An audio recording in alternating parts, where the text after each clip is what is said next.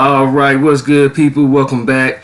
This is about to be part 6 of the Great Awakening map, and I know it's been a minute, so I'm not going to waste any time. I'll go ahead and hop right in this thing because this is going to be part 1 to a 2-part presentation, and it's going to be about light and sound. The first part is going to be about light, and when I do these videos, I like to use something that I can understand based off a scientific explanation and a religious explanation.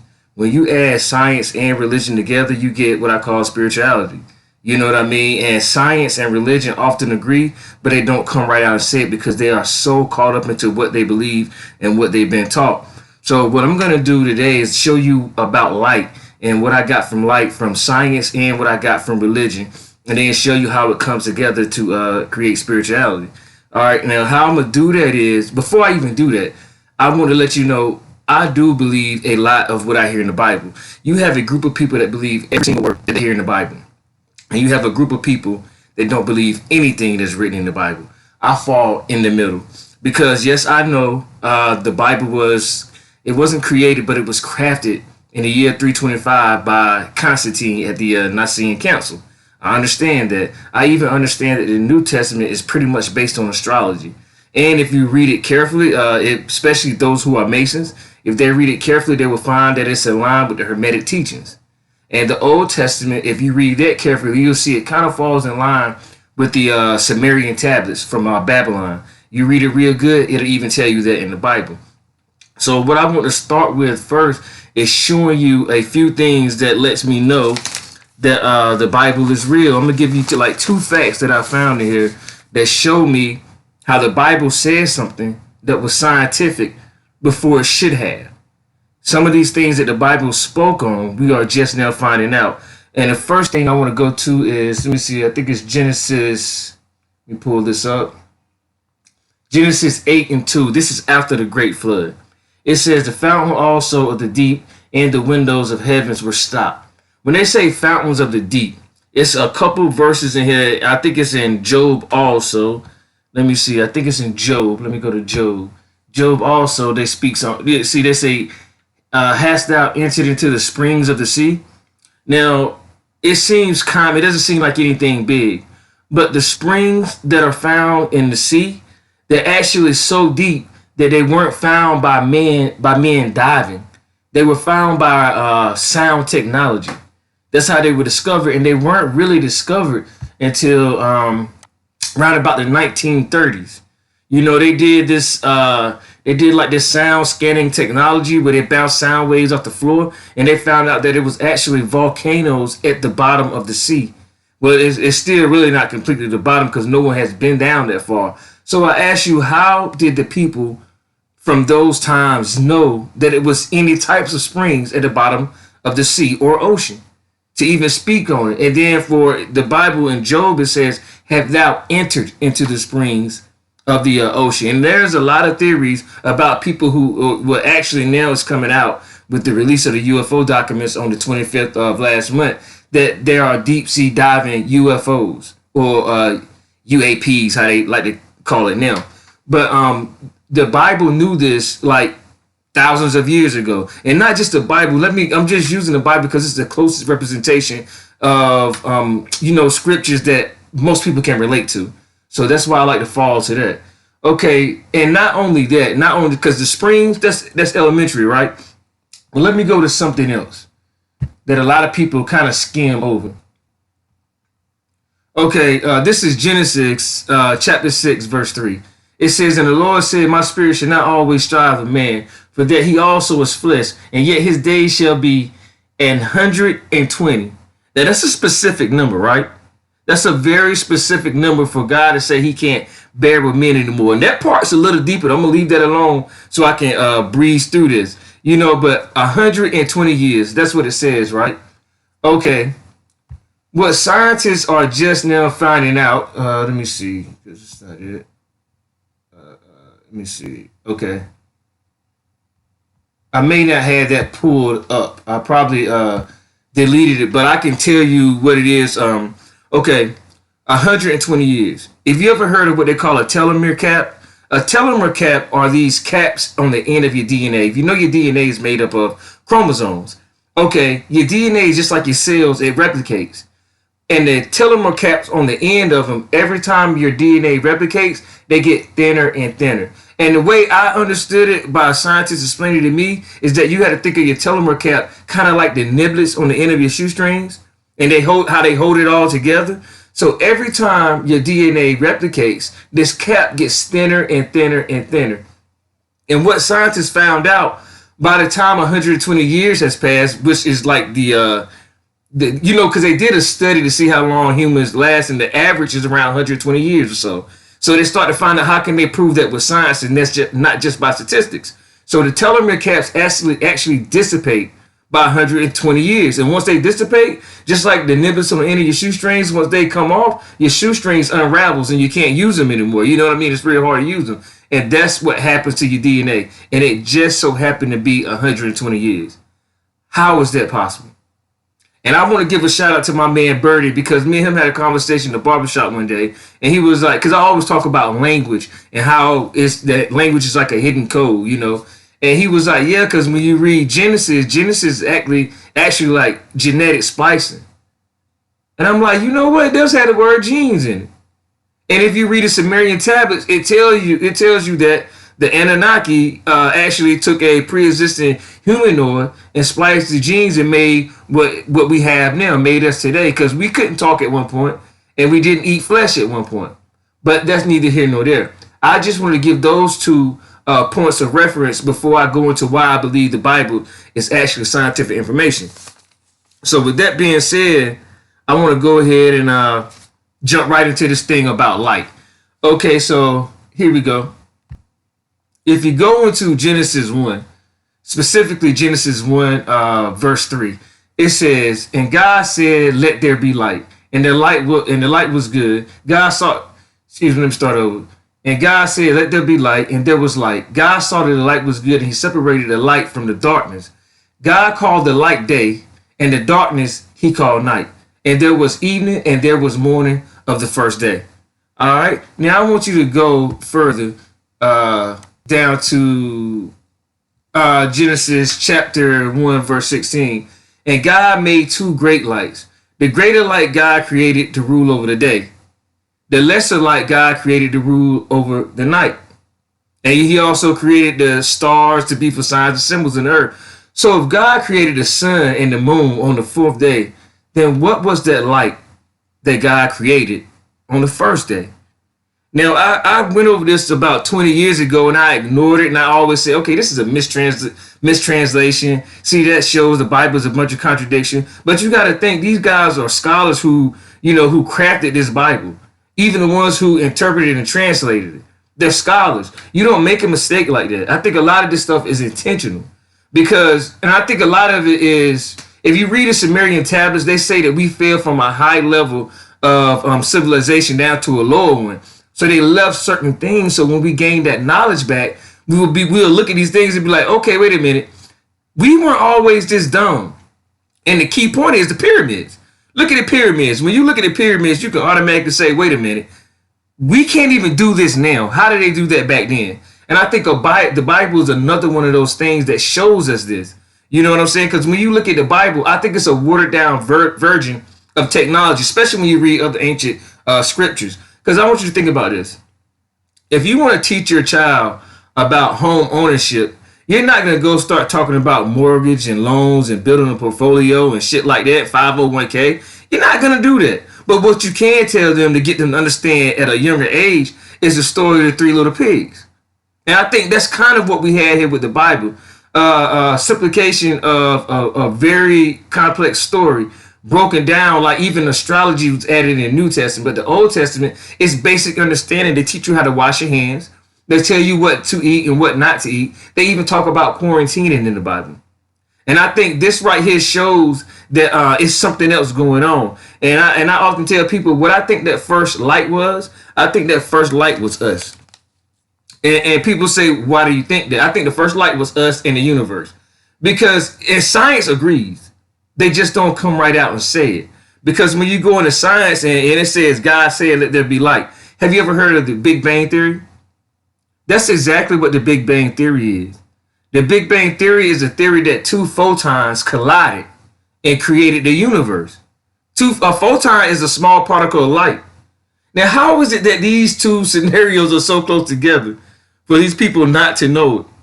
They had to have known something.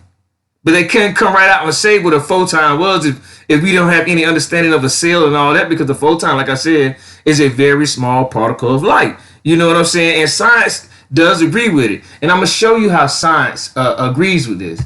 Because if you go right here, and also let me go back to the Great Awakening map. Because if you see, I had it right here, Cern. And I'm not going to get into the OSR right there. You can see what it is and read it for yourself. I don't want to say it because I've been getting a lot of, strikes and issues with YouTube. And it's their network. I can't tell them what the hell can be said up here and what can't be said. But I got to be careful with what I say. That's why I'm trying to change up how I do things and the material that I show. But you can see it right here what it says. Now let me show you exactly what Cern is. Cern is actually it's the largest man-made machine on planet Earth. It's located in Switzerland, and it's hundreds of feet underground, and it's actually 14 miles in circumference. And what it is, it's called a hadron collider, because what it does is collides different particles, mainly photons. And like I just said, the Big Bang Theory said two small particles of light. And what they are trying to do is recreate the Big Bang Theory on a small scale. So they actually really are agreeing with it. And if you think that they just going purely, purely off science, they're not. Let me show you what else they have. Okay. And to be clear, look, the first time that I heard about Cern was back in 2005. I read a book by Dan Brown called The Da Vinci Code. And this was the first part of like a 10-part series. This was Da Vinci Code, Angels and Demons. And it was all about the Vatican. That's when I really started studying the Vatican and getting into what was in there. And it was about this hadron collider and creating antimatter, or what they call dark matter, and how powerful it was. But that was the first time I heard about it. And these people, they think that they pretend like they're just scientists, but they have other agendas, and they believe in the spiritual shit too. And they just don't want you to. Now, this right here, this statue is in the center of Cern. And this statue right here is a Hindu goddess called Shiva.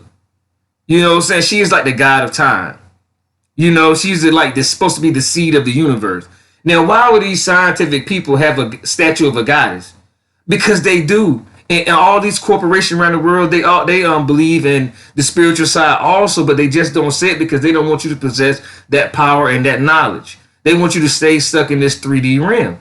But they actually do believe it. And she is the goddess of time. And there's one thing I say about time, because you get into time, you got to start thinking about Saturn and everything. And I always say, I truly believe time is truly the mark of the beast. And people like, well, why do you say that? I'm like, just the basic knowledge of what time is and how they got it set up. Because they say the mark of the beast will be like the number 666. That's what time is. You have 60 seconds in a minute, 60 minutes in an hour, and 24 hours in a day. 2 plus 4 will get your 36. You understand what I'm saying? So I'm always skeptical about these people and how they word things and the statues they choose. And if that's not enough about the 666, look at this. Check this out. This is their logo. Matter of fact, let me get you a better picture of that logo.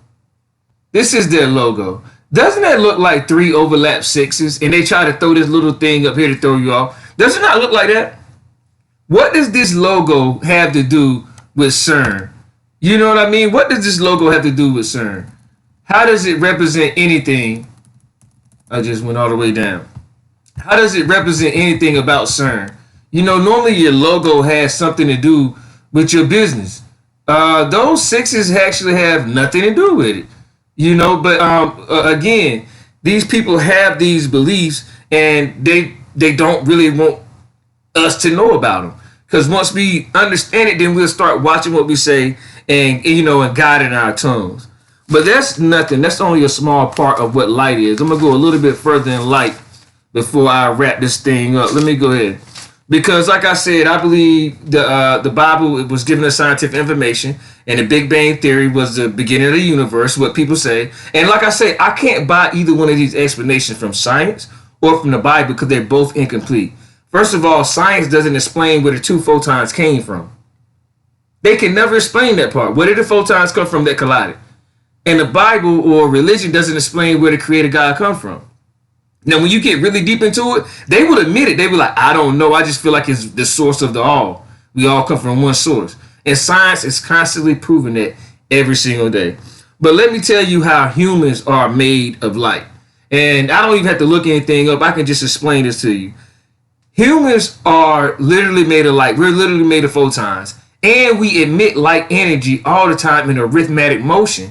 You know what I'm saying? It's just the eye cannot see it because the light that we emit is like 1,000 times lower than the sensitivity that our eyes can pick up. You know, we can't see it. And I'll give you an example. You can go to the store right now and buy some binoculars or something like that. Not binoculars, or some type of night vision technology, and they can show you the different spectrums of light. You know, what is it called? Ultra red light. What is it called? Ultra red? Some type of heat light. I can't call it right now. It just eluded my mind. But you can go and see, and it's not that the camera is adding it. It's just showing you what you can't see. And I'd be more funny. And when you go, like I said, when you take science and you add it with religion, you get spirituality. Because what does spiritual people always say? You have an aura about you. What is your aura? It's a light glimmering from your body. You know what I mean? And it's right there in front of our face constantly. You know what I'm saying? And just like I said, they don't want us to know that. Because once we know that, we'll start to understand and change the way we think and the way we behave. And once we do that, then we can start to get control, and we'll start questioning things. And once you start questioning things, that's when you start to get the answers. And the more answers you get, the more questions you have, but the more aware you become. Which, okay, let me go to my last final point about humans being light. Because like I said, in spirituality, when you go to the Hinduism, what is it, Tibetan? When you go to Tibetan Buddhists, they got this thing called the light body. And they say if you can meditate for long enough, that you can actually turn your body into pure light. And it's called a rainbow body. And they got 5 colors that represent this rainbow body. And you keep coming back to these colors. You know what I'm saying? And people are telling you that. And you know, like you keep coming back to colors because you got to go back to the your chakras. Your chakras are also represented by colors. And let me tell you something real funny that the people do. Let me talk about language real quick before I go back to light. Because it's in our language that we are made up of light. Because they always say, what is your race? Well, race is a competition. But when you go deep into what they're saying is, what is your skin tone? Now, a tone is a vibration. Vibrations are represented by colors often. So why do they call it our skin tone? Because they know we are made up of pure light. And once you discover that, you will stop living in this 3D world, because you will realize there's more to this world than what they let on to be. And my final part that I want to get to right quick, to let us know that the Bible is scientific and they were on to something. When they created that light, when God said, let there be light, not only was the universe created and humans created, but I think also consciousness was created. And I know people are like, okay, where the hell are you going with this? They got this, I hope I pull this up. I probably didn't. I was rushing, trying to hurry up and get this thing done. But they have what they call the Slit Experiment.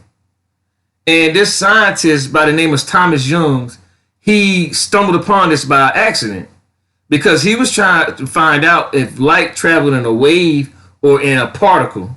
So what he did, he put a slit, and he let one slit of light go on one side and one slit of light go on the other.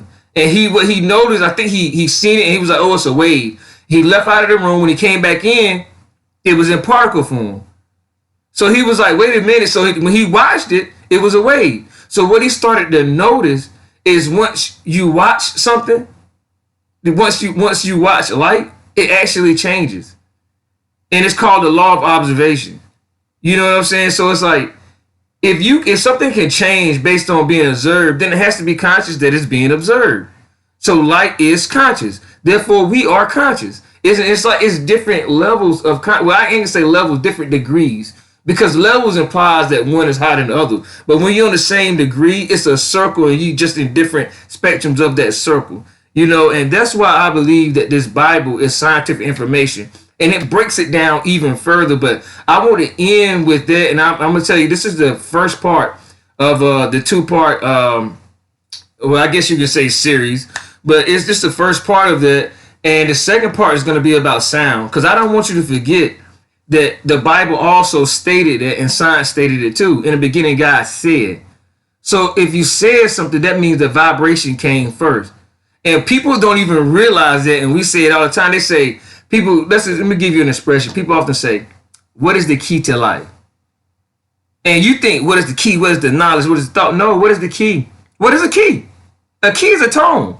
It's a musical note. And that's why they call this the universe. Because it's one verse. We're all one song. We're all one hymn. And once you get into that, you'll start to understand quantum physics, and you'll get right back into spirituality. But that is going to end my first part about light. I hope you guys enjoyed it. If you got any feedback, please hit the like button, subscribe, and leave me a comment at the bottom. Till next week, I get back into this sound part. And hopefully I have more time to go more in depth. But until then, y'all be good.